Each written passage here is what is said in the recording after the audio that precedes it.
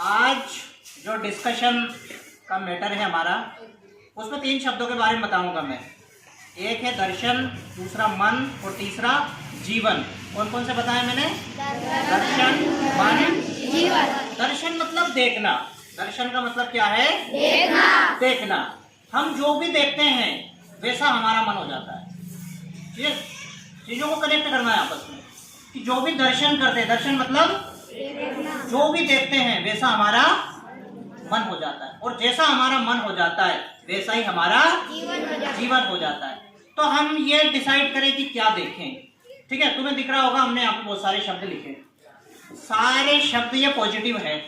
ठीक है ना, जैसे ज्ञान पॉजिटिव शब्द है। ठीक है ना, ध्यान, प्रेम, दया, धर्म, विश्वास, त्याग, प्रतिष्ठा, आत्मसम्मान, सेवा, विनम्रता, कैसे शब्द हैं? सारे पॉजिटिव शब्द हैं।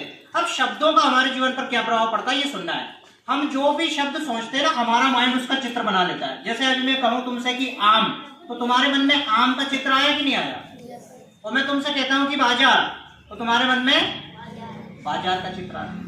तो जैसे शब्द हम देखेंगे पढ़ेंगे वैसा ही चित्र हमारे माइंड में बनेगा। अगर मैं कहता हूं प्रेम, दया, धर्म, तो हमारे माइंड में वैसे ही चित्र बन जाएंगे और हमारा मन इन्हीं सब चीजों से भर जाएगा और वैसा ही हमारा जीवन होगा।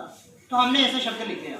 इसके विपरीत यदि हम यहाँ पे शब्द लिखते हैं, क्या लिखते हैं? बीमारी, भिखारी, पीड़ा, दर्द, धोखा, घृणा, दुर्घटना, मृत्यु, तो हमें सब वही दिखता। मृत्यु लिखते हैं तो हमें मशान दिखता, जलती हुई चिता, उड़ता हुआ धुआं दिखता कि नहीं दिखता? हम लिख देते दुर्घटना तो किसी का कटा हुआ हाथ दिखता।